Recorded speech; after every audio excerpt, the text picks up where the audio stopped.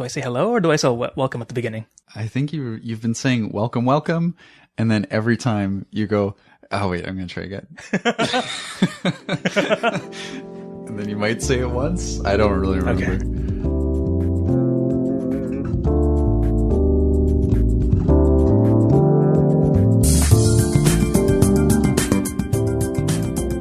Welcome to All Doubts. I'm Vincent. I'm Joel. And today we'll be talking about the Orson Welles War of the Worlds broadcast from 1939, I believe 38. it was. 38.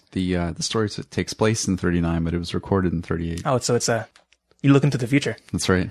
But yeah, we'll be looking at that later on. But first, Joel, what have you been up to? What have I been up to? I get to start.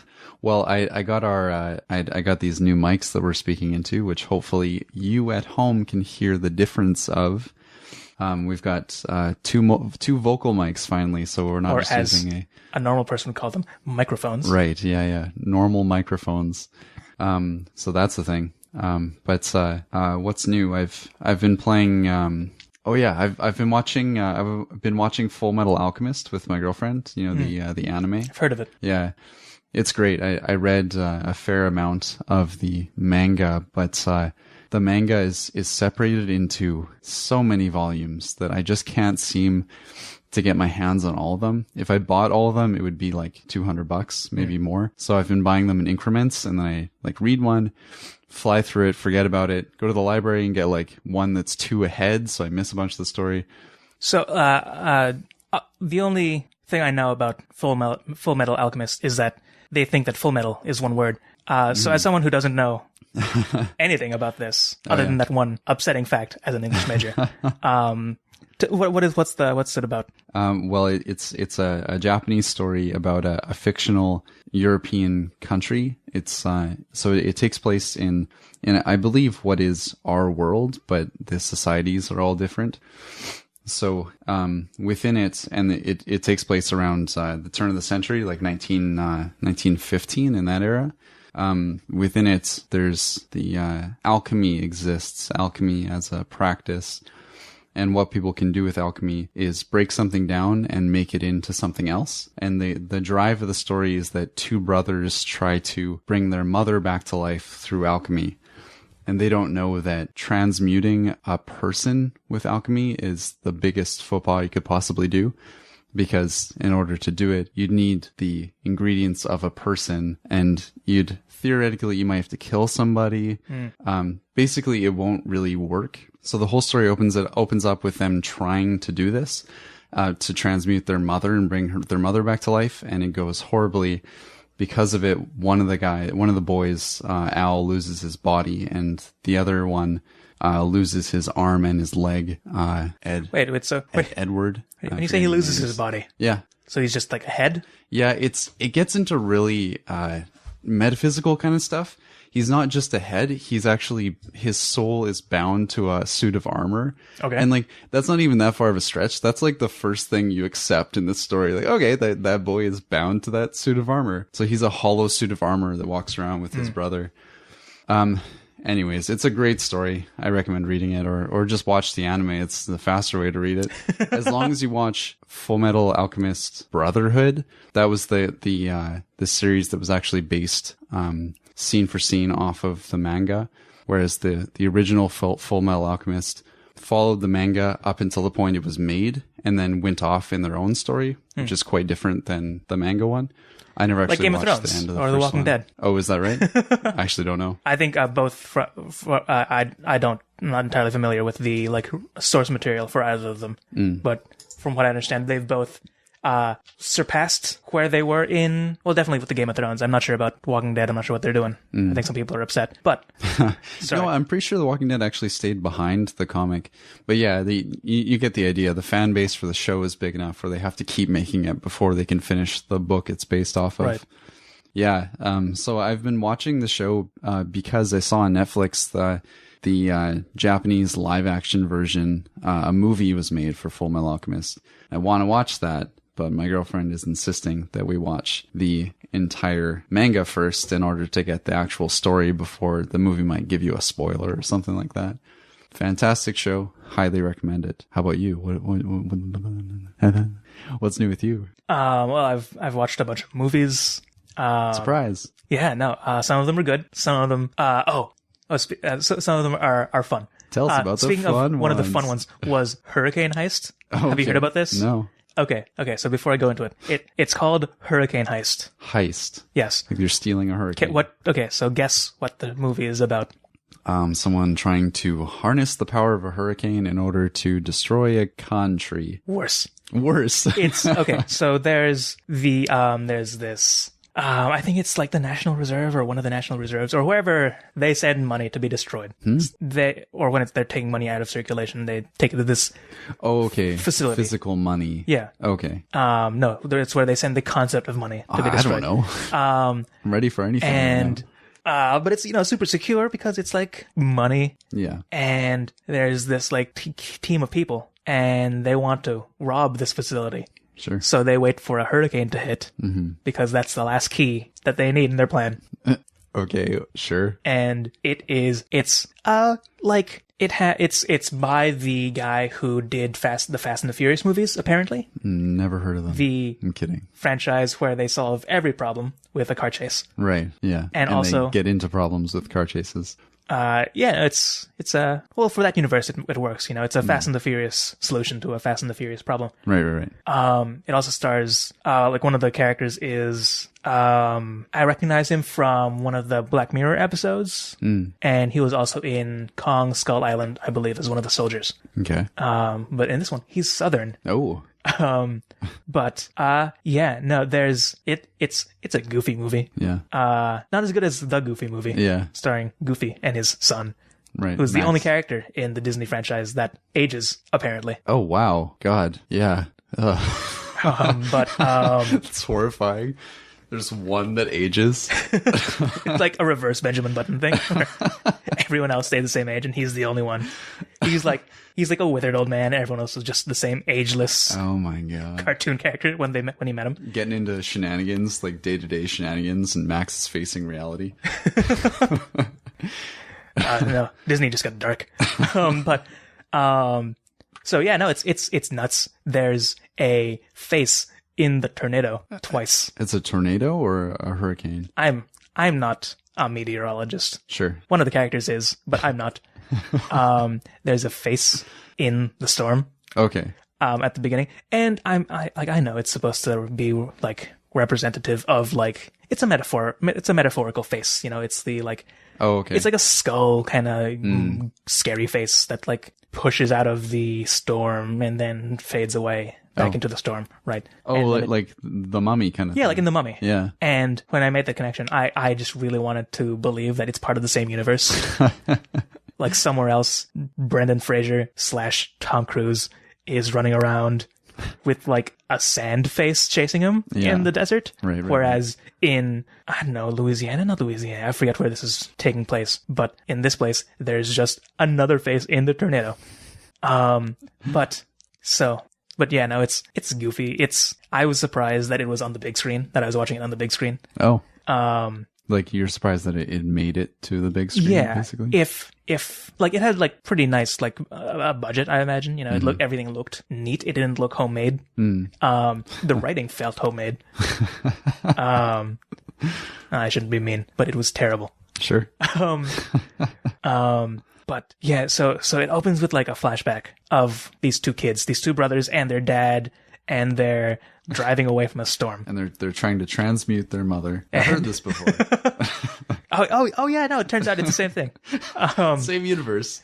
No, so they're trying to drive away from this storm that's gonna destroy their town, and for some reason I forget what it was. Maybe they hit a stump on the road or whatever. They have to veer off, and their car crashes or like gets stuck in the mud. Yeah. So the dad ushers both his sons into this house that they just have there, that they just find there, while the dad is trying to like pull the family tow truck out of the mud. Mm-hmm. And as the storm is getting more severe, and the two brothers are looking out the window at their father, and they're getting more and more worried. Mm. And then just as the father notices that the house that his sons are taking shelter in is maybe not the safest house for them to be in. So he like runs to like either join them or to get them out of the house or what. I forget the context. He's running towards the house. He's running towards the house. Yeah. And then out of nowhere, this like the water tower part of a water tower just rolls through the field and just like crushes him. Oh my God. And the kids are freaking out, and then the house like flips over and they're like screaming, and then they see the skull face in the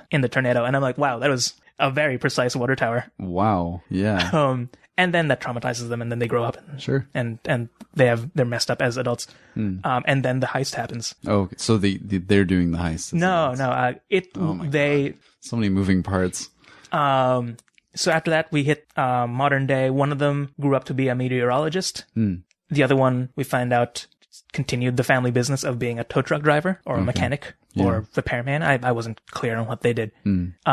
And for the entire movie, I wasn't sure which brother was which brother. Oh. Because one of them was upset, like when they were children, one of them was upset at the other for staying behind to like fly a kite or something. Yeah. And the one who did not have the kite blamed the kite brother for like, causing the death of their father or whatever, or being late for the evacuation or whatever. Right. But for the entire movie, up until like very much close to the end, I wasn't sure which was which because they don't, they call each other brother or whatever, but they don't say like, this is my older brother, this is my younger brother, or like they don't like, I'm still angry at you for that thing with the kite. Yeah. Or whatever. They don't say that. And I wasn't sure if like either of them could have put their life together and then become a meteorologist, and either of them could have just like been so distraught by the death of their father that they just sat around their hometown. Right. So I wasn't sure which one was which. And then there's the heist that happens. But yeah, no, there was like, I don't know. It's a weird, there's a scene when they're fighting the bad guys and they're outside and the heroes don't have any guns because they're the heroes. Or they had a pistol that ran out of bullets. Oh. And the bad guys have a bunch of guns because they're the bad guys. And the meteorologist guy is like trying to divert their fire from the other person who's trying to like unhook their car so they can drive away. And he finds this like pile of hubcaps. Oh. So he just throws these hubcaps at the bad guys. And since this is like the middle of the storm, or the storm's getting close, it's really windy. So the hubcaps are just whipping past these people's faces. Okay. Until one of them just like embeds itself into one of the bad guys' chests. Oh, what? And just like knocks him over. Oh my God. And like kills him dead. Oh man. Sounds like an action thriller. It's a Fast and the Furious movie with a tornado instead of a car. Huh. But no, it's nuts. But also, another movie. Haven't seen this yet, but bought the tickets, even though the movie's not coming out for a month. Again, and that can only be one movie. You're very able to timestamp this if you're wondering when we are recording. Yeah, I don't know why we don't just say when it is. Yeah. It's the first day of spring. First day of spring. And that movie I'm talking about is Avengers Infinity War. Oh, nice. And like I woke up one day and saw the like notification on my phone because I have an app that you can buy tickets through. Oh, okay. And my first thought was like, oh man, I better get on this. My second thought was like, oh no, everybody knows you can buy tickets now. Oh yeah. And by the time when I bought my ticket, it was already like a couple seats sold out. Oh. And when I checked the other day, like the showing I'm at, there's like 10 seats left in the entire, like that entire showing. And it's like a month away. This is at the one theater you're talking about. Well, yeah, at the one theater, but I imagine it's representative of other theaters because for sure. It's the like climax of this like 10-year movie franchise. It's been 10 years. Yeah, no, the Iron Man 1 came out in 2008, I believe. Oh, jeez. I still need to see that. I'll just add all of those to the list. Yeah. Nice. So you're stoked. Yeah. I remember seeing like that the trailer was going to come out. And then I watched it. It was pretty good. Yeah, pretty excited. Also excited about Ready Player One, which is coming up pretty soon. That sounds familiar. It's based on a book by Ernest Cline, which this kid who, it's a dystopian thing, and everybody, to escape their horrible dystopian lives, goes into this like virtual reality video game, which is basically like the every game, it's every game exists within this. It's, I don't know, it's like Second Life, but if it was better and had everything inside it. Oh, okay. And it's super, it's like dripping with pop culture references, especially to the 80s. Is this a comedy? It's, I don't know, it's a sci-fi. I'm not sure if I guess it's a young adult novel. But not, no, it's a nerd coming to terms with being a nerd, yeah. or like, I don't know, socializing. I don't know. I haven't, looked at it. Have you seen, Cabin in the Woods? Yes. I would say, without having thought of this that much, that, Ready Player One is to, like, Cabin in the Woods is to horror movies the way Ready Player One is to, like, 80s nostalgia. Oh, okay. And, like, 80s pop culture. Interesting. So it's self-aware? Is that what you mean? Sort of, yeah. Yeah, there's, one of the plot points, not one of the plot points, but one of the, it's so there's the virtual world. The guy who invented it, the guy who made it, when he died, in his like video will that he sent to everybody, who played this game, which is basically everybody on the planet, is that, he put in like a Easter egg hunt, like a secret treasure hunt in the game. And whoever reaches the end first gets everything. Gets basically ownership of the virtual world and his vast fortune. And basically becomes king of this virtual utopia, dreamland that everyone participates in. But no one was able to find even the first clue or like break through the first clue for years. So it sort of just went stale and just like as a crazy thing in the background. I feel like this really happened with the game Myst. They made an open world Myst, and there was some sort of big Easter egg hunt. There was a similar idea. I'm not sure if this is directly connected, but there was a similar idea with a children's book about a rabbit and the moon. I forget the title. Oh. But the author had buried a golden rabbit statue somewhere. In a book? In a field. In a picture? In a field in somewhere. real life? In real life. Oh. And if you noticed and deciphered the clues in each of the like 13 or 14 picture book pages, it would allegedly point you to the field that this golden rabbit statue was. No way. And you would win the statue. Or maybe there was also like a prize in addition to the golden statue. Man, that's prize in itself. So apparently it was the best-selling book of that year. This was before like Harry Potter and stuff. Oh, yeah. Because people wanted to like find this treasure. Wow. Like it was doing very well, even overseas, where the book was translated into the local language, even though it could only be solved in English. Oh, yeah. But no, people, from what I hear, I'm hearing this second or third hand, people were going pretty crazy over finding this. Cause, there's also, it's a neat thing, just the novelty of solving it. Mm-hmm. Aside from the prize. But apparently people were like just throwing money to try like fly around the world to try and figure this out. Wow. There was from what I understand, a park in Britain called like Rabbit Park or something that they had to put up a sign saying, no, the treasure is not here, because people just kept like digging up the park. Like Gold Rabbit and the Moon Park. It's not here, for the love of God.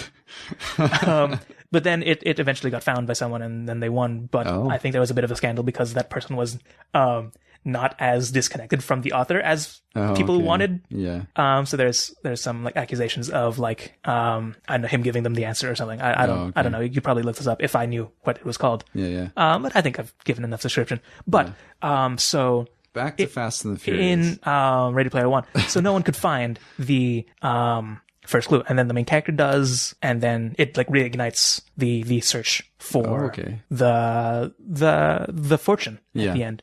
Which, when I like thinking about it, sort of makes sense that no one could find the first clue, because if the guy who made the game didn't tell anybody, then he couldn't like, I don't know, quality test his puzzle. He couldn't like see if it was like a sensible thing. And from having like read the book or listened to the audiobook, which I recommend because it's read by Will Wheaton, and his like sort of condescending voice adds a lot to the character.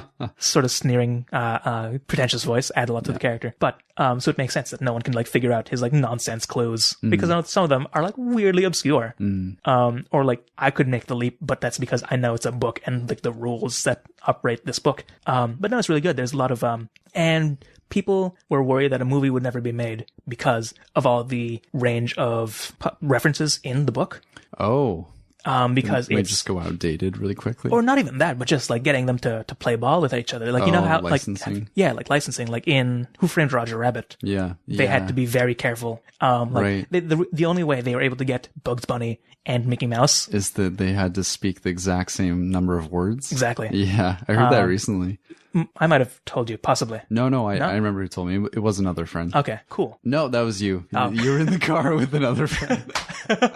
So I was thinking, yeah, it was you. And I imagine there's a similar thing with like Wreck-It Ralph, right? But in this one, it's just so many. Like there's a scene in the book where he walks past. He's walking through his garage, his like virtual reality garage of it. This is after he became sort of successful. Yeah. And he's just listing off the like pop culture ships that he has. He has like a TIE fighter. He has the Ghostbusters car. He has the DeLorean from Back to the Future. He has the ship from Firefly. He has a Millennium Falcon. Just all of these just beside each other, basically, in a aircraft hangar. Oh. And like, you can imagine just how hard it would be to get two of those to play together in the same movie. Until contractually. They're all owned by Disney. Yeah. So apparently when they were making this movie, Steven Spielberg, who was directing it, just went up to everybody and asked like, "Hey, can we use your thing in the movie?" And they're like, "Oh yeah, go ahead." Yeah, because it's him, right? Yeah. If it was some newbie director, that probably wouldn't happen. Yeah, I think that's how he did. Like, that's how he did one of the other movies as well. Might have been Who Framed Roger Rabbit, or might have been a different Steven Spielberg movie. But just because he's Spielberg, they're like, "Oh yeah, no, go ahead," because he's been so influential. In movie making. For sure, he can probably do anything in the movie world. You were making me think of Moulin Rouge too. Apparently, it was a big deal for them to get licensing to use all of the songs they use in that movie, because a lot of the songs are different songs reworked. Like they use the melody of a song, or they use the lyrics from a song. Oh, they were like existing songs? Yeah. Okay. I think they all are, if I'm not mistaken, except for the one written for the show. It was something like that. Okay, I think that those kinds of musicals are called like jukebox musicals, right? Oh, is that right? I don't know. I didn't know it was an established style. Yeah, like I'm not sure if like Mamma Mia would count as that as well. Because the ABBA songs. Since those are all existent, but it's all from a similar source. Yeah, maybe. Yeah, that would be easier. You could just ask ABBA. Call up ABBA. They all answer in harmony. Did you hear they're making a new Mamma Mia? No. Like a sequel? Oh, really? Yeah, it's like half sequel, half prequel. Oh. In that it's after the events of the original Mamma Mia movie. Okay. But has some or significant flashbacks to when, I guess, the mama in Mamma Mia met the dads, the three different potential fathers. I'm surprised I haven't seen it. Why don't we get right into it? Why don't we stop beating around the bush and get right into it, Vincent? Okay. Have you... Just keeping all of that in. All the silence. So, have you heard War of the Worlds before? Have you listened to this recording before? Yeah. Actually, I listened to a lot of it in high school for a class, but I don't think I ever heard the whole thing. Oh? Yeah, so it's probably too boring for what part did you not hear? I think we just heard some of the fake news reports, which my teacher at the time, I think it was a sub, so maybe he was just killing time.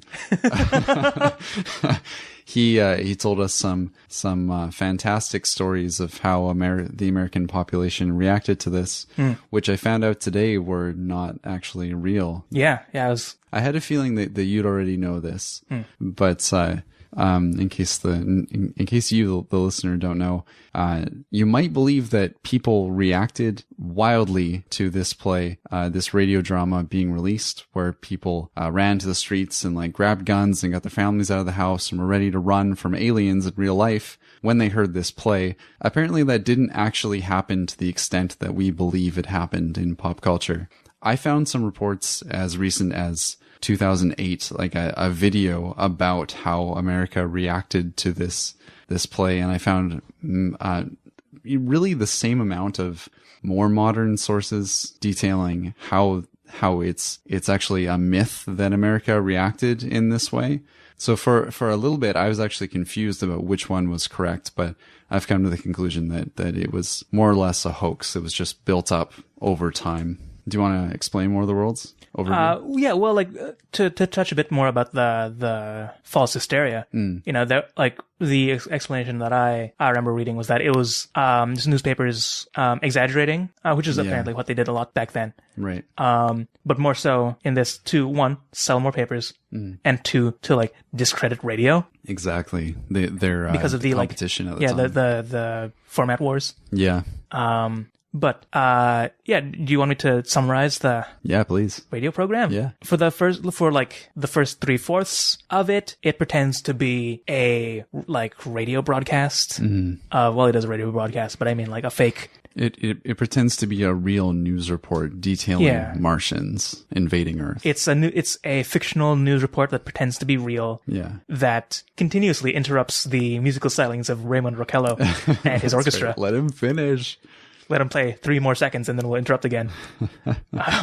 But it's at the very beginning there was a disclaimer, a introduction by Orson Welles, a very dramatic, perhaps overly dramatic reading. Oh yeah. Of some kind of like, perhaps there's a force out there that's watching us like we watch organisms in a microscope in a drop of water. And a lot of these people are perhaps listening to a radio right now, and then they hop into the fake radio broadcast, and it's interrupted by news reports of explosions on Mars that seem alarming, and then they interview what is he, like a scientist guy, not a meteorologist, a observatory guy, someone with expertise on Mars and astrophysics, I presume. Yeah, a space scientist. Space guy. With observatory. And he's like, oh, that's fine. Yeah. Nothing's up. Stop worrying. And then something crashes conveniently nearby. Yeah.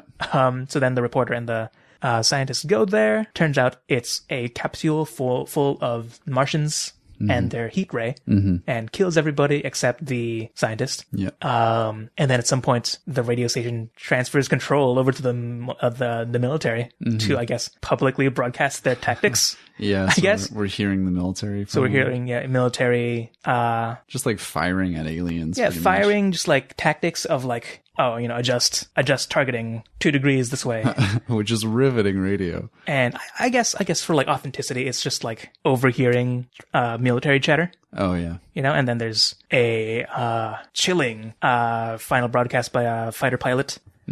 And then a reporter reporting to the end from the roof of his station. And then a singular radio voice asking if anyone else is out there. And then there's a brief intermission, and then it hops into more traditional narrative of the professor from earlier having survived and journaling the I don't know, what's the time frame? Like a couple days after, a week or so after I event. assumed a couple of days, because I think he didn't have any food. They talked a bit about food. Yeah, and like the food will go bad in a couple of days, so better eat it soon. And he's walking from Jersey to New York, I believe. Grover's Mill. He's walking from Grover's Mill to New York. Yeah. Meets one person, one crazy man, former militiaman, talking about his master plan to slowly overthrow the Martians by guerrilla tactics and enlisting the nerds to recreate science. Right. And with a lot of paranoid thinking speckled in there. A lot. And then when he gets to the city, he finds out that the Martians are dying because germs. And then they put all these Martian machines in museums to study. And then, I imagine, waxing poetic about how it was the germs that killed these monsters that we could not kill. You didn't listen to this to the end? Because that is what he does. The poetic chunks all tend to blend together to me. They're neat. They're a neat capper to the adventure, which I really like the idea, the execution, all of it of the War of the Worlds broadcast. But I don't know. It just seems it. What do you think of the whole thing? Sure. Well, I find it, like, I listened to it before I researched about the actual reaction to it and just more about the show in general. I listened to it just to hear the whole thing cold, because I haven't thought about it for years. It's not like something I would have a reason to research until doing this.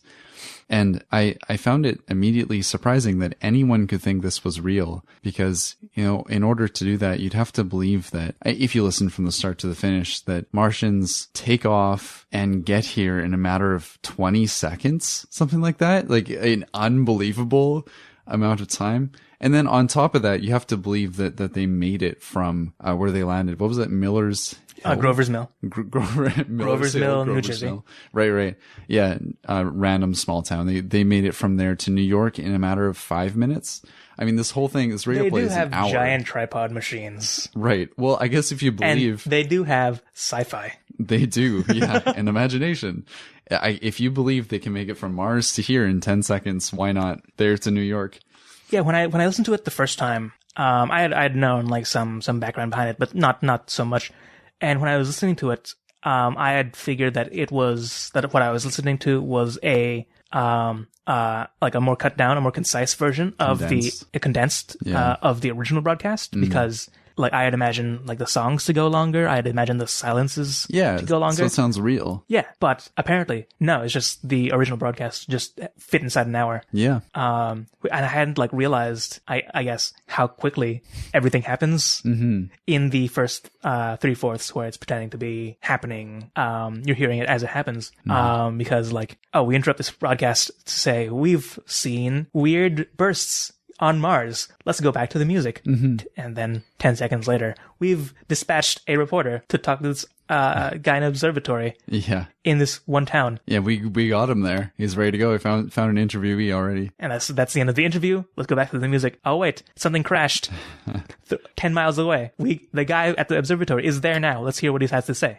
Just these like quick. And a reasonable reason for why that's being done is because this wasn't made to trick people. It was made to comment on how that really happens in their life at the time when radio broadcasts were often interrupted to tell you about different events going on with Germany and other world events, but specifically Germany at the time that was happening in that period of time. But yeah, no, that's part of the explanation of how some of the people who did believe it was real, right? Why they believed it was real. It's an invasion of some sort. Yeah, if they just hear invasion, gas, and New York and attack, they just assume Nazis. Yeah. Right.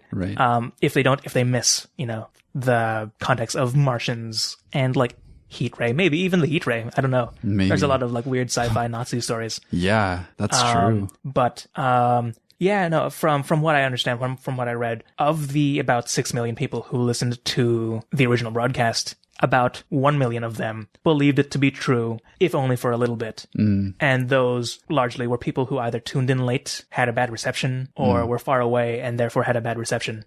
Oh, so they were hearing little pieces? Yeah, just little hearing things? like snippets. Oh.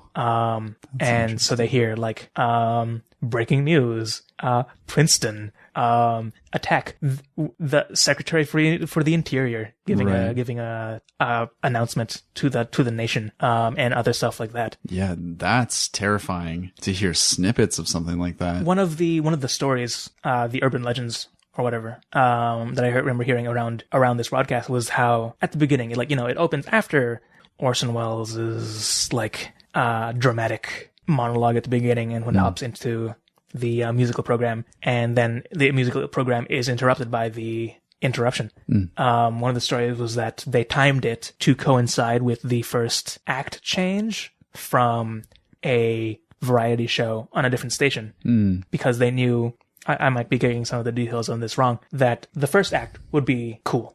It was a puppeteer. Yeah. That's what I heard. It was a super popular show at the time. But then the second act would be something boring. So people would like change the station to find something else. And then they would hear this interruption, like, breaking news. There's some shit going down on Mars. Yeah. And then that'd grab people.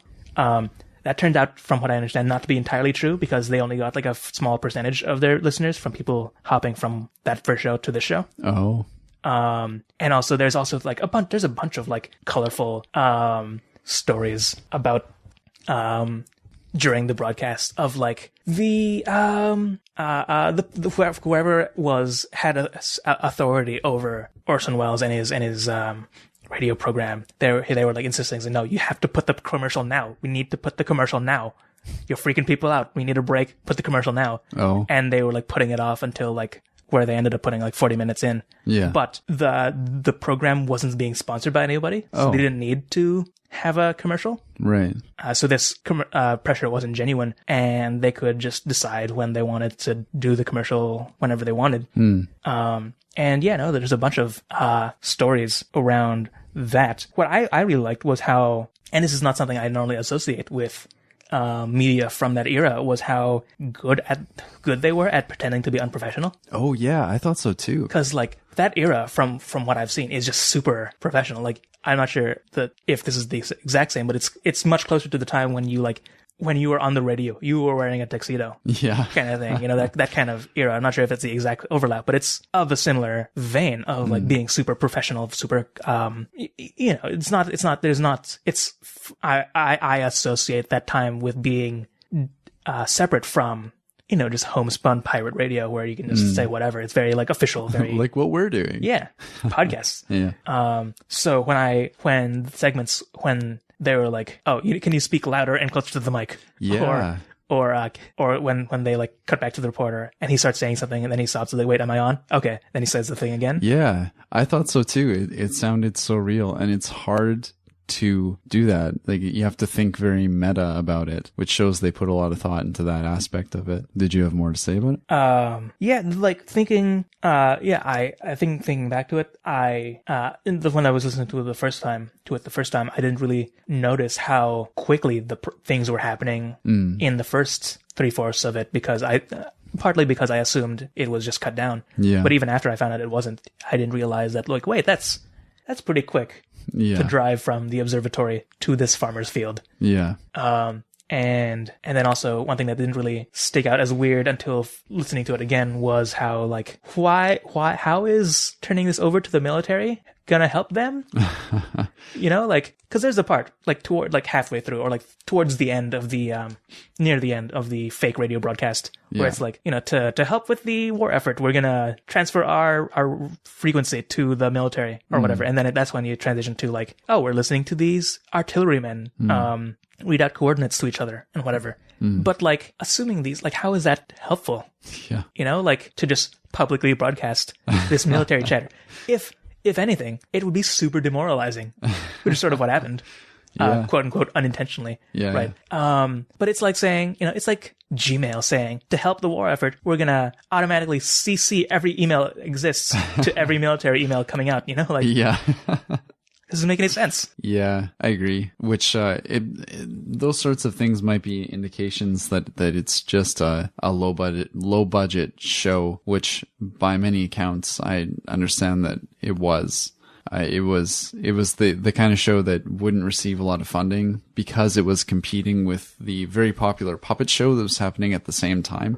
Sort of a variety show, but it started with, like I said, the ventriloquist.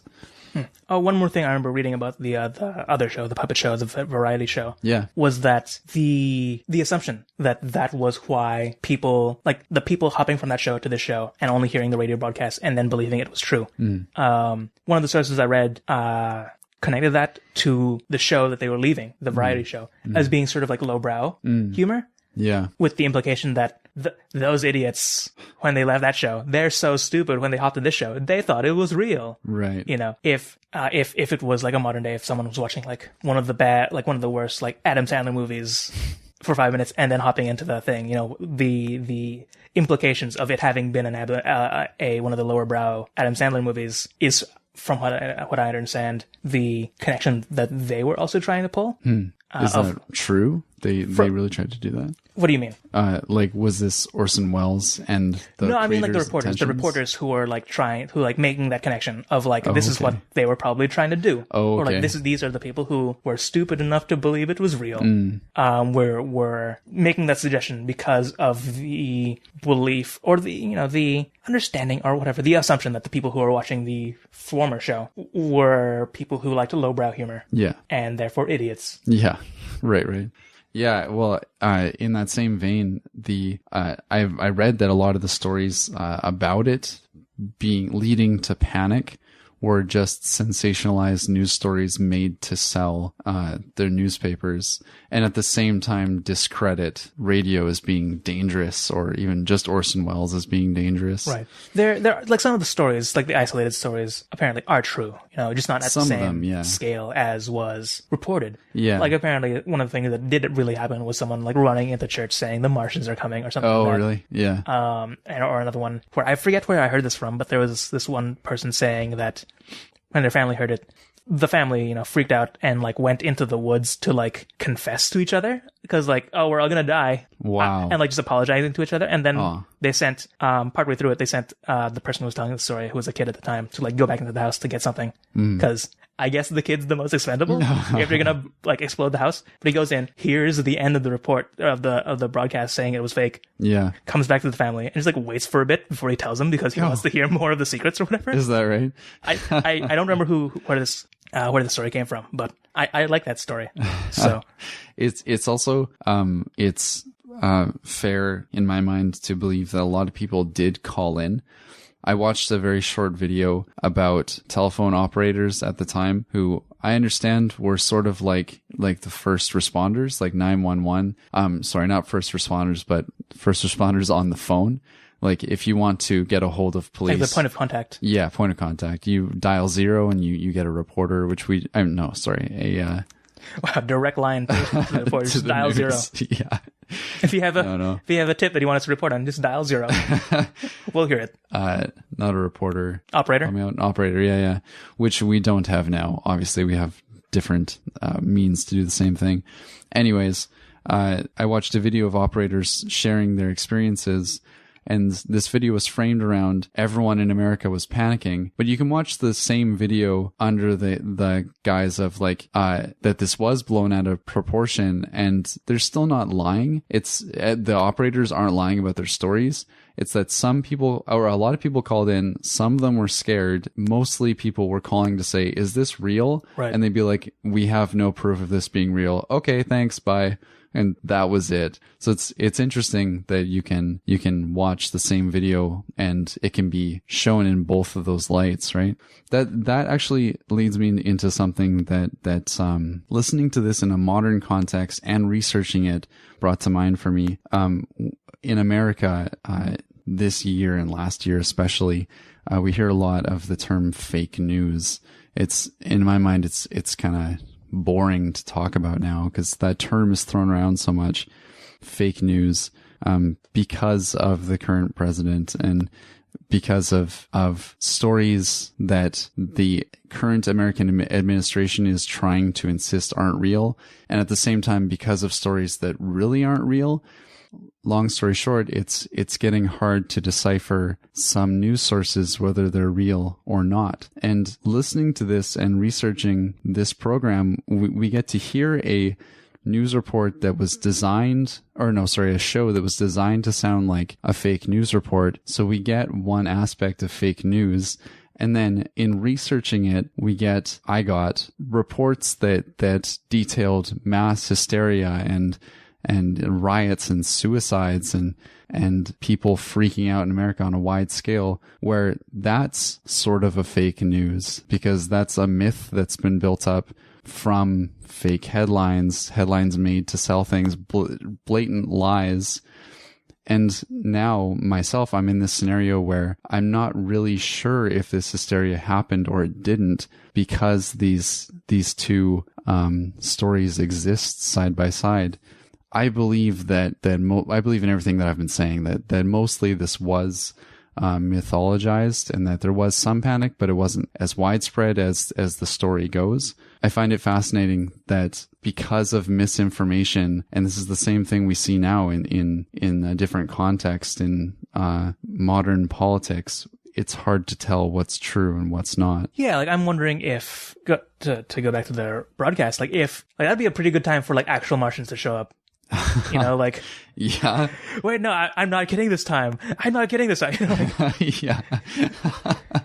Where like an actual news reporter breaks in to War of the Worlds, like we're interrupting this story to tell you about Martians. I think actually there was a Simpsons Halloween special. Yeah. Where they did that. Yeah, really. And I I specifically remember like the Orson Welles character they had. Just there's a lot of things where he like a lot of parts where he just describes something for the Foley to like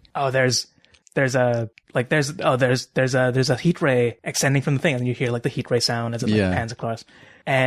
But on the Simpsons one, he just starts describing like progressively more like complex things.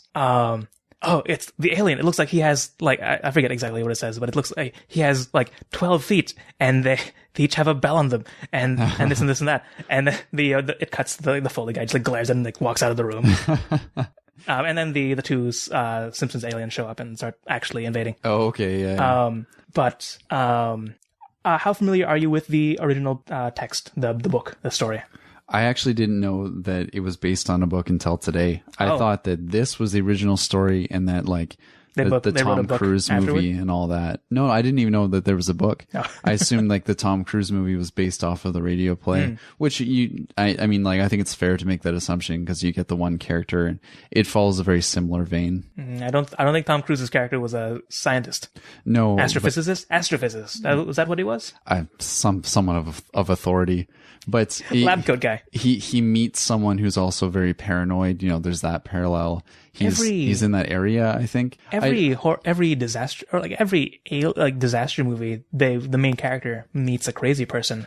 Sure, I mean, in I Am Legend, the main character arguably was the crazy person. Yeah, that they meet. I'm saying that my belief that this was based off the radio play is fair. Oh, yeah. And if you don't believe that, that's fine. We can just agree to disagree, Vincent. It's fine. So you're not at all familiar with the original book? No. It's longer. Can't really fit it into an hour unless you're really quick at reading. And like I haven't read it in a while. I think I read it when I was younger. But one of the interesting things, I say interesting, that's a filler word that I use. I use is how because the book is much older than the radio program. Yeah, 1800s. Yeah, something like that. Yeah. They had to update it because there's technology that doesn't exist or like didn't exist during the book, and like tanks and gas masks and so forth. I'm not sure about tanks, but more military might fighter jets. I don't imagine fighter jets existed in the 1800s. No, well, tanks didn't because they came around during World War One. But they scaled up. So in the radio program, they scaled up the human forces. Maybe it was World War II, but go on. But they don't need to. They just have the aliens be as effective as they were in the original text, which makes them much more powerful.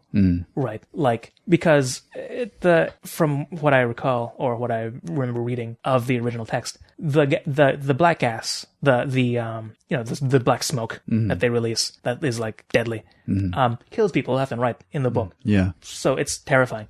But in the radio program, they have gas masks, and it still kills them, which sort of makes it more scary. Yeah. But other like advances like the so there's a neat scene where the fighter jet pilot sacrifices himself by like crashing into the tripod, which is apparently the only tripod kill that the humans achieve, which is through a combination of artillery fire and this one fighter jet sacrificing itself to crash into it. But one of the things I was going to say one of the things that I was disappointed that they weren't able to translate from the book to the radio program was the scene involving the HMS Thunderchild, which is a ship, like an ironclad ramming ship, which is apparently a thing. Yeah. Where, but I guess the fighter jet scene, like I said, was the equivalent of that. But in the book, there's a scene there's a part in the book where the protagonist and the protagonist's wife, I believe, or brother or cousin, some relative of the protagonist, they split off in like alternate chapters, or they have separate storylines. And the other one, they are either aboard a ferry or watching a ferry from the shore as the ferry is trying to escape. And one of the tripods shows up and is like just watching it. And then another tripod shows up and just starts watching it. And the third tripod shows up and just starts watching it. And this is already after a single tripod could just destroy a town. Right? So there's three of them. watching this ferry, like just waiting for it to, like, I don't know. I forget how they like anthropomorphize these giant machines, but they're watching it. And then from what I recall, like out of nowhere, the HMS Thunderchild just bolts towards one of the tripods and like crashes into one of them while simultaneously firing its cannons and torpedoes at another one. And at first, when it's like approaching, the tripods release some of the like black smoke because they don't know what it is, and because it's a ship, it doesn't do anything. And then once it gets closer, they start shooting their like heat rays at it, which does more damage because they're heat rays. But they the Thunderchild manages to crash into one of the tripods, and there's a huge, and when all the heat rays converge or something, I forget exactly how cinematic the scene was in the book from the 1800s, but there's a huge explosion, and when the smoke clears, the Thunderchild is just gone, and but so is one of the tripods, and there's still the two tripods there, but that bought the ferry enough time to like escape. And then there's another like passage about the book waxing poetic about the lives lost on the HMS Thunderchild, and with the fall of that ship, the Martians won, but they were able to save this ferry of civilians or something. Oh, okay. And that was a neat scene. That's the only scene I remember from the book. Yeah. Other than like at the end when, spoiler alert, the main character meets the other main character and they're all fine. Sort of like in the radio program. Well, there's a parallel there between that and the jet fighter, right? Yeah. There's like they commit suicide in order to like a heroic sacrifice. Right. Yeah. Yeah, I wonder if America would have received that a lot differently post World War II. In fact, I'm sure they would with Pearl Harbor. It's always fascinating to hear things that would be very sensitive before the event that would make them really sensitive. Oh yeah, no, there's a bunch of like movies about like buildings exploding that would not be made post 9/11. Yeah, even one prominent film had a bomb in the Twin Towers, right? Something that came out in the 80s, I think. A bunch of movies came out in the 80s. That's true. Arguably Die Hard had a bomb in the building. That's true. They blew up the helipad, the top floor of a skyscraper. I'm talking about the Twin Towers specifically. There was also that movie where the punchline was that it was the Twin Towers and the day before 9/11. What? What movie was that? I don't. Punchline is probably the wrong word, but like the twist. Oh, okay. The like kicker at the end. It was September 10th? Or like it's. I'm not sure if I just spoiled the movie because like that's the only interesting part of the movie. But to watch it, you sort of want to see how they do the interesting part of the movie. The movie is Remember Me. The movie is called Remember Me. Okay. Starring Robert Pattinson and I think the girl from Lost. I'm not sure. Woman from Lost? I think it's the pregnant lady from Lost. Oh, okay. I forget. Maybe it's someone else. We could look it up, but I guess we won't. So it's this romantic movie, and there's the whole like, will they, won't they? Oh. They get together, but then they break up dramatically for a bit. What? And then towards the end, they reconcile their differences and they like vow to be together forever. And then Robert Pattinson says, like, all right, I'm going to go visit my dad at work because we had this subplot about me hating him or something, some kind of right, father-son tension. So he goes to visit. It's either his father or the female lead's father at work. He goes to his office to, like, I think, like, accept an office job that he was sort of, like, straining against. And then it cuts to a school classroom, which I think they might have shown earlier in the movie a couple times. Maybe like, I think one of them, there's maybe like a younger sister or something. I don't know. Anyway, they show this, elementary school teacher writing on the blackboard the date very slowly and it's very close up. So you can't really see it. Like September 1/1 and then it cuts to Robert Pattinson back in the office and slowly zooms out and he's in the World Trade Center. Really? And this is after 9/11. Oh yeah, right? no, definitely after. Okay. Because like, he would be a kid before it. Yeah. I would assume. But also like, it's not as much of an impact if it's like... If they're predicting the future? If they're predicting, it's a weirdly prescient movie. If it came out in like 92 or something. Yeah, then we need to talk to somebody who made that movie. About that. But then, then the events of 9/11 happen in like a quick... No, it happens off camera. But we see, I think Pierce Brosnan was the dad. Oh. I think we see him. He was late. I think he was like held up in traffic, or he went to buy some donuts or something. Mm-hmm. So we see him like in traffic, getting out of his car, looking horrified off camera. That's a cheesy ending. And then it just a cheap ending. Well, I haven't seen it in a while, so I might be embellishing some stuff. But then the last, I don't know, 5-10 minutes is of everyone being, upset about the events of 9/11, with Robert Pattinson's character, at least in the context of the movie, being the face of those lost in 9/11. Mm-hmm. And I think he had a brother who like tattoos his name on his arm or something as like a "you'll always be with me" kind of thing. And the female lead also does some kind of like touching act of remembrance for this person who is supposed to represent the lost potential of the people who were lost in 9/11. This is not what I was expected to talk about. Well, you've thoroughly convinced me to not watch this movie, so thank you. I don't know. It might be neat as like like how in our first episode we talked about Thelma and Louise, and how that ending was surprising but inevitable, I think was the phrasing. Yeah. And how similarly there have been some studies that found that apparently knowing the spoiler for some movies or for some things that have spoilers in it makes it a better experience than not knowing. Huh. Because I guess, and this is just me guessing, that you can like see the clues more clearly. Oh, okay, yeah, and you're looking for clues. Yeah, like like watching, say, Fight Club the second time. Is more fun than watching it the first time. Yeah, because you can like see and. Like, I think we've mentioned this 3 times now in the podcast. So I don't know. Like I wouldn't watch it again, but that's because I've already seen it. Yeah. And I'm not sure what else I could get from it, but I don't know. It's up to you. But where were we going with this? How did this start? Like how differently things would be after certain events. Oh, okay. Like the context of time. Yeah, right. What do you think of the like fourth wall and how the radio program interacted with that? You mean just at the beginning and end? Sure. How else does it interact with the fourth wall? Well, like for the 3/4 of it, when it's pretending to be something, it's sort of like leaning on the fourth wall. It's not. And okay, so it's talking to the listener. Yeah, or like it's pretending the listener is a different listener.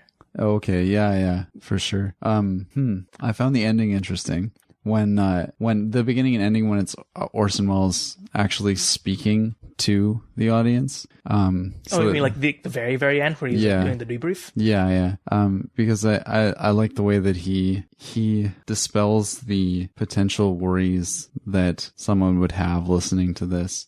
I mean, he treats the audience as someone who clearly wasn't tricked by this. He kind of says, wouldn't that be scary if that was real? That's what the radio can do. In a kind of way where it's like, can you believe newspaper journalists really believe that kind of stuff? Like, no one's gonna think this was real. We had a real great time, didn't we? I thought that was interesting. And then to see an actual apology from Orson Welles videotaped shortly after that, because people believed at the time, and he believed too, that this radio broadcast created a lot of hysteria, like we've been talking about. It was interesting to see that he expected people to be smarter than that, and then he believed afterwards that people weren't smarter than that, and they really did have mass hysteria. I'm not entirely as familiar with the apology letter afterwards. He filmed the apology afterwards. Although I'm vaguely aware that it exists, but the debrief that he has at the end, I wasn't. I don't think I read it as him saying like. I don't think I interpreted it the same way you did. Oh, really?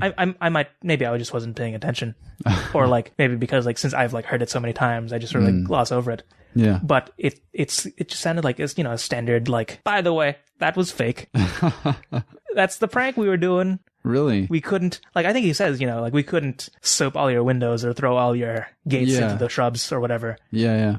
So we just did this. Like that was our fun Halloween episode. Yeah. But I don't think I didn't get the, I'm not sure what I'm trying to say. But, I think there was if you believe the rumors, I don't know how true it would be, but there was at least allegedly, the goal of people, at least a little bit, pretending, like thinking it was real. Mm-hmm. Right. Otherwise, why else would you make it the format it was, right? Oh, I think the whole thing was made with the intention of criticizing, or maybe not, well, less criticizing, more just playing up like, wouldn't it be scary if this happened? I think it was made with the assumption that people believed it would be just a radio show. Yeah. Like I think, I'm sorry, you do think that it was a critical parody, or that it wasn't? That no one thought that this would be taken seriously to the extent that anyone would be panicked. I think they wanted to get an initial sort of trick where if you listen for 10 seconds, it's like maybe 2 minutes, oh, this is just a radio show. Yeah, and I think that was sort of helped along by it just being, I think, one of the first of its kind of the like fake broadcast. Yeah. I think it's also, from what I hear, what made them make it not allowed, like let me start that again. I think from what I understand, that's what made it so that no one is allowed to use the emergency broadcast sound as part of a fictional thing. Oh, did they use it in this? Or like claim to be an actual emergency when it wasn't. Right. I'm not sure if that's true. I get that again, with all the urban legends around it, it's hard to tell. Hard to tell. But yeah, so it's one of the first of its kind to do it in that format, and also apparently in the newspaper it had a misprint of like what they would be doing. Oh, so like it just like of the title or whatever. I think it just said they would do like this sketch called this thing. Oh, when it turns out to be this sort of outside the box. Yeah. Pseudo real news report that people weren't expecting. Yeah. And that was another thing. Like, I think apparently of the people who believed it was real, one of the things was that they just thought that like the normal radio program, which is normally a more like obviously staged skit radio performance thing, radio drama, was just overridden by these emergency broadcasts. Yeah. Which is apparently something that happened a lot. I think you might have mentioned this earlier, of that time. Yeah. Because of all the stuff that was happening overseas and such. Right. Yeah. Apparently around this time, I'm not an expert on World War II, obviously, but Hitler was currently in a very integral part of World War II. I should say a very integral part of World War II. So you're saying Hitler was a very integral part of World War II? No. There was a very integral event that involved Hitler, an event relating to World War II that was happening at this time. And it just so happened that people were really interested in it, and news reports would do that regularly and update people on this event where nothing was happening per se. It was Germany occupying another country.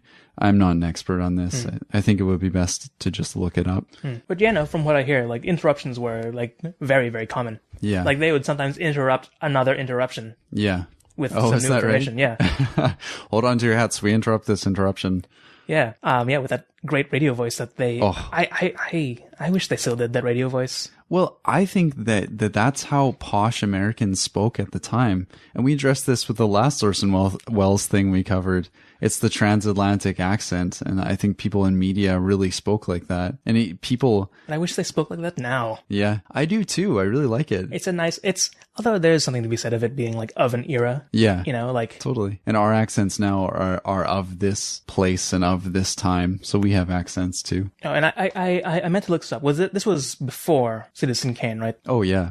He was 23 at this point, and Citizen Kane, I think he was 27. Right. So, since we've looked at two Orson Welles things, what are your thoughts in comparing and contrasting them?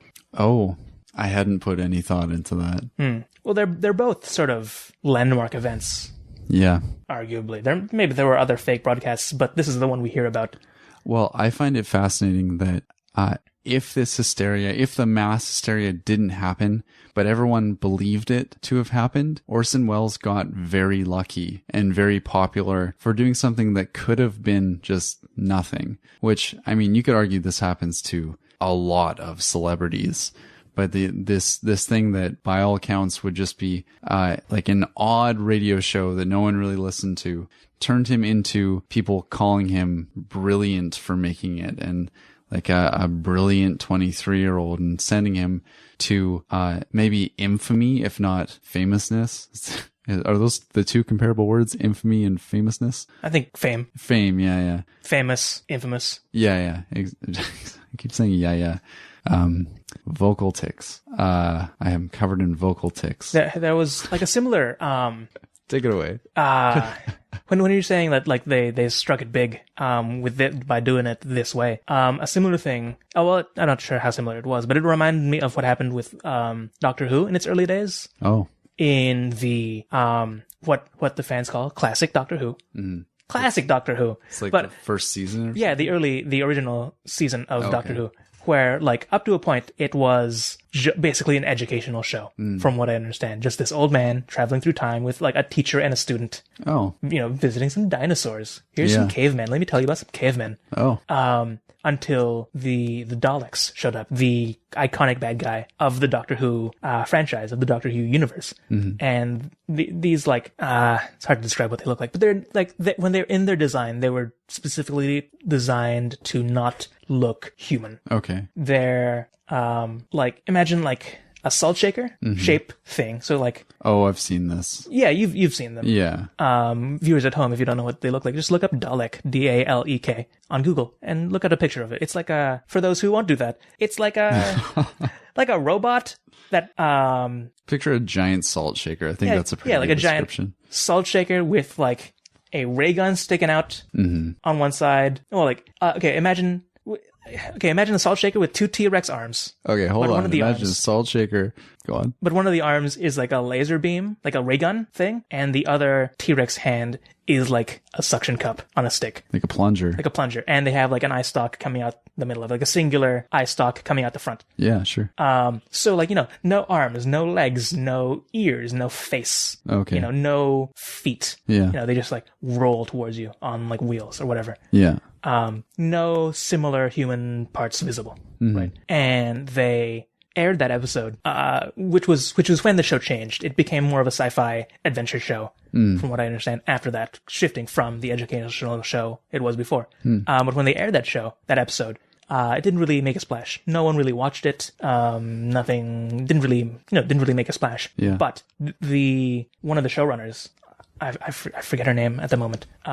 She guessed that maybe the reason it didn't make a splash was because that it aired the same day that JFK was shot. Oh, wow. So everyone was like a lot more preoccupied with that thing. Yeah. So she argued and succeeded in getting the episode rerun the following week. Oh. And then it just took off from there. Is that right? From what I understand, there was a dramatized documentary. Is that what they call them? When it's like a historical drama, where they like reenact like a period piece, like a period piece of like things that actually happened. Right. Okay. Called An Adventure in Time and Space. Okay. Where they talk about the conception and early days, I believe, of Doctor Who. It's really good. It's much more impactful if you like watch the show as a show and not just the documentary, because there's a thing that happens at the end that's sort of weird if you don't know what it is. But it's really good, really well done from what I hear. It was really well acted. It had, I forget his name. David Bradley? Is that his name? He was, Filch in the Harry Potter movies that you haven't seen. More Harry Potter references. That'll definitely help me. He's Walder Frey in Game of Thrones. He was also Solomon, I think, in one episode of Doctor Who. But he plays William Hartnell, the actor who played the first Doctor. And, all right, I'm going to take your word on this. Acted it really well from what I understand. I haven't seen any of the old Doctor Who myself. But no, it was really good. I really enjoyed it. And I tend to have difficulty watching older shows or shows that take place in older times. So this classics segment has been fun for me. Yes. But no, so yeah, so your discussion of it hitting big in the way it did reminded me of how Doctor Who sort of had a similar thing, although in many ways very different. Well, actually, in some ways, you could think of it as the opposite, right? Like it could have been a really popular episode, and it happened to occur when JFK was shot on the same day. Then no one's going to watch it, right? So it was smart of them to play it again a week later. Well, the kind of fame that I'm sure he saw from this is the same kind of thing that we see now on with the internet all the time, right? Where it could be any small thing that goes viral, and suddenly we're all seeing. So you're saying that the 1938? Yeah. Orson Welles radio broadcast of War of the Worlds was the first meme? Wow. Wow. Is that what you're saying? You're an expert at taking things out of context. Is that what you're saying right now? That's exactly what I'm saying. On this podcast that we are making. The quote from you, but the meaning from me. No. No. That it's the same thing that we see now, equivalent to going viral, not to being a meme. Anyways. You're talking about how War of the Worlds was a meme. Oh, damn it. Yeah, about how it went viral, about how it like caught on pretty big. Yeah. So like someone as creative as Orson Welles could have been totally forgotten about, perhaps, but because of this, I'm making some assumptions. I'm making some jumps in logic, some leaps in logic that they could have led to him making the movies that he did and becoming as popular as he did. I actually need to start wrapping it up, though. But is there like a particular part of the broadcast that you thought was like really powerful? It was like really in War of the Worlds. Yeah, I liked the idea overall of interrupting the musical stylings of Raymond Rokello. That's right. Yeah. Continuously interrupting those with the news reports. That seemed very realistic. Also, the pregnant pause that happens when the aliens first supposedly take out 40 people, I think, in the first field. Yeah, with the heat ray. Careful. Heat ray. Sorry. There's a pause there for like 3 seconds. And apparently Orson Welles held it for a little bit longer than people were expecting him to in the studio. Yeah. And to think that they did that live, I was really like, I liked that a lot. It really got my attention. The only reason I knew it was still playing on what I was listening to it with is because the recording now is a little bit poppy than complete silence would be. Yeah, no, like they used like long silences, like relatively long silences, like a lot. So it sounded real. Yeah, like because like I worked in a radio station for a while, and like silence is never supposed to be there, right? Like they put in some software that if it detects more than like a certain number of seconds of silence, it'll just automatically play a song.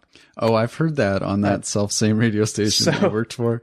So like on a radio station, on a radio broadcast, silence is not what you want at all. Yeah, dead time, dead air. And even in like videos or like speeches, you got to use silence very carefully. Yeah. Because if you say something and then don't say anything for 20 seconds, the last thing you said is going to be super underscored in the minds of who you're saying it to. Same thing. And it better be something super important. Same thing with music. Sorry, were you trying to take a pause there? Were you trying to be dramatic? Oh, no, most of the pauses will be taken out in editing anyway. you go ahead. Exact same thing in music. I went to school for music because, if you have a pause in any song, it immediately draws your attention to it. And nowadays makes you wonder if your device is still working. But yeah, no, the part that I always think was really nice was at the end, the end of the radio program part, the fake radio program part, which I guess is why it's supposed to be the strongest part, is when the radio operator is just like calling out for other people, like 2X, 2L calling CQ. Is anyone out there? Yeah. Is anyone out there? On the radio. Is there anyone at all? Just like, and just silence for a couple seconds. And then they cut to commercial. Yeah. To like break the tension and to shift over to the like diary reading of the professor in the last quarter. Yeah, absolutely. Why don't we wrap it up with some final thoughts? Sure, yeah. What are your final thoughts? So this made me think about how there could be a modern equivalent to this. And I think something similar did happen it was either the start of 2018 or the end of 2017, where people in Hawaii received an alert on their cell phones that there was an imminent nuclear threat, that bombs were about to hit the island. And people basically thought they had half an hour or however long to live. I think it was 20 minutes. Oh, yeah? Like 19, 20 minutes or something like that. There you go. Yeah. And it was a mistake. That's enough time to listen to half of War of the Worlds. Yeah, that's true. It was a mistake, but people thought it was real because it happened on the device that they trust for news. That could be a modern equivalent. But if we even saw a modern equivalent that was trying to trick you, I suppose it would be something like if you went onto YouTube, maybe like an April Fool's kind of thing, and every video you watched was interrupted or replaced with a video that was telling you that aliens were invading. I would probably watch a minute or two of that, and I might call someone or check the internet to see if it's real. So, as much as I said before that I don't think this was made with the intent to fool people. Maybe it was to a bigger extent than I can see as a modern listener. Yeah, no, there's a bunch of things that like I imagine I like to think that I'm like a healthy level of skeptical for a lot of things, maybe a bit more than that. But there have been times when I'm just like scrolling through Facebook and I see someone, or like a posting that someone had, like some like famous person has like passed away, you know, and I'm like, oh, that's a funny April Fool's joke. Well, like, wait, today's not April Fool's. Oh no, you know. Yeah. I know that's happened a couple times to me when I'm like scrolling through, like, that's not a funny joke. Oh no, that's not a joke. No, there's someone that like I liked this famous person. I'm sad that they've passed away. You know. Yeah. So yeah, no, it happens. I've had it happen like the other way, where I guess I'm so skeptical that I think something is true is fake, at least for a brief period of time. Yeah, and that's totally caused. So, sorry to interrupt you, but I have something really important to say. That's caused by our modern sentimentalities. Something along the lines of this that I saw recently was one of the people who created a lot of the articles that led to this phrase "fake news." Now his name is escaping me. He wrote a lot of news articles that were intended to be fake, and if you read them once, you might be like, these are hard to believe, and then if you research everything, they're not true. And I did that exact thing. I read it and I was like, this might be real, and then I checked it all, and of course it's not. When this person died, I mean, I still don't know if this is a hoax.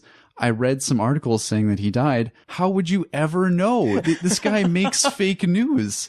I don't even want to use that phrase. He makes news that is fake. He purposefully makes articles that aren't real. How can you ever believe that he died? It's like Andy Kaufman. Oh, no, there's a couple of like websites where they make like humorously fake news, like The Onion, or the Beaverton is the Canadian branch of that, like version of that, I guess. But did you hear on the Beaverton? Apparently, The Brick is having their first day in 25 years without a sale. Yeah, that's right. That's a good one. But like back when I was writing for the Peak, the paper up as a View. Whenever I was writing, local university. Yeah, our local university, great school. A lot of my humor articles were like just me being the straight man of just like saying something like, oh, like as if like a fake news report, basically. Yeah. Like one of them was literally the headline was "Breaking News: There's a spider on your leg." You know, just stuff like that. Yeah. But whenever I would do it, I would make sure that it was, if not from the first sentence, at least by the end of the first paragraph, that you would know it was a fake, fictional thing. Yeah. Like this spider thing. Like, of course it's fake. You know, like how would this newspaper know there's a spider on your leg? Yeah, there's something immediate about it that makes you realize that it's fake. Something immediately like absurd. Yeah. About it. Or there's another one where it was in the wake of the ending of the TV show Person of Interest, which I was a big fan of. I'm going to add that to the list. Sure. Where it was about like surveillance and predicting crimes before they happen. Right. So I wrote an article about how SFU recently installed this system where it could like predict crimes and stuff. But from word one, I tried to make it obviously fake. From word one? Or like maybe not word one, but I crank it up all the way to max at the end, where I interview, quote unquote, the person who programmed this together, and make it very clear that he's just like a con man. Oh yeah. Who like, I'm wearing a lab coat. Of course they gave me money to do this. Yeah. This computer is pretty powerful. It only has one monitor. My computer has 12 monitors taped together and 5 keyboards. Yeah. You know, it's stuff like that, just like nonsense. Oh yeah. Like that. So it's like clearly it escalates. Fake. Because I don't want to be responsible for someone misleading someone into believing something is legitimately true. Yeah. When it isn't. Yeah. For mass hysteria. Yeah. Yeah. I worked at the same newspaper, as you know, and we often dealt with those issues.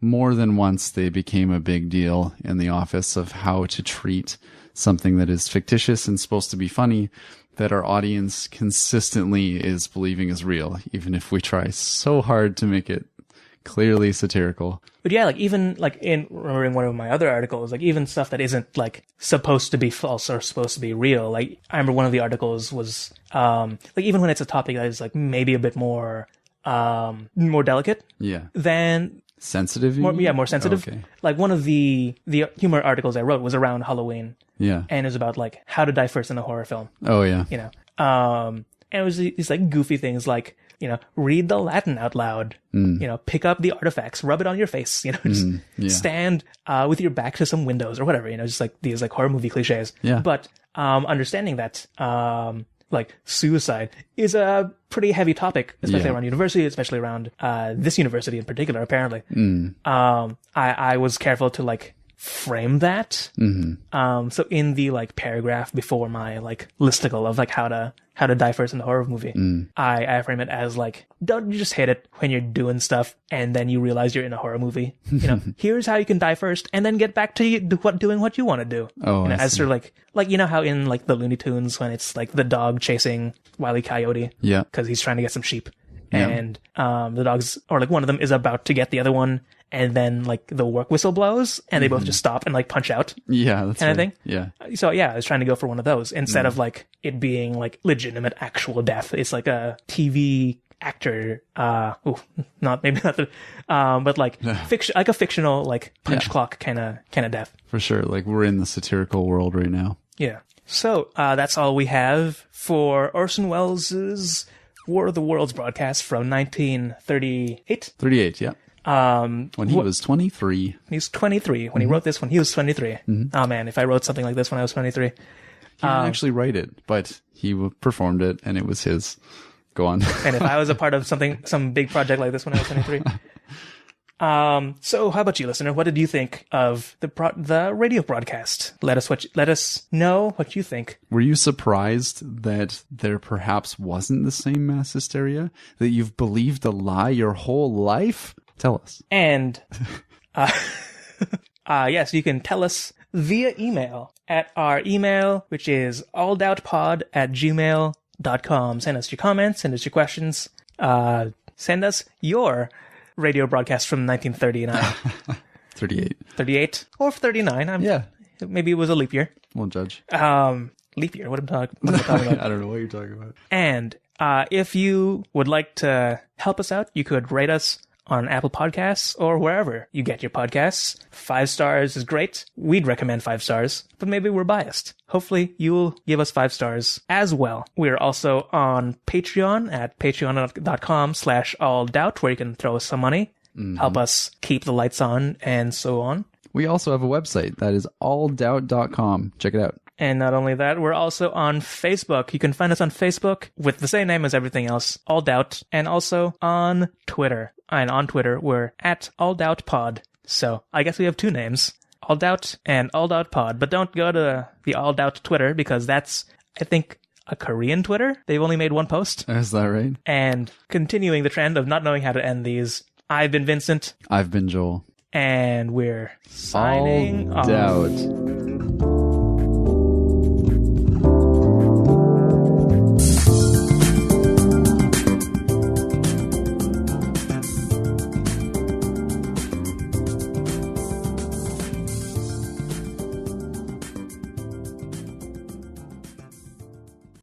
Are these the vocal mics? Yeah. I would just call these microphones. Yeah. Okay. Well, for sure. I mean, they are, but they're, as opposed to this, which can be used as a vocal mic, it can also be used as a mic to pick up the whole room. Okay. And these, I'm not sure if I'm getting this terminology perfectly, but these are directional. Like you point them at our mouths, they pick up this sound. Whereas this one can be omnidirectional, where it's everywhere, it's 2 at once, and these ones can't do that. So it's a question to clarify. Yeah. When people usually say microphones, Yeah. do they normally mean vocal mics? Yeah. Okay. For sure. That would have been... Was it confusing? Yes. Oh, okay. Sorry. It's like if... when I say hockey... Go on. What surface do you imagine that hockey to be played upon?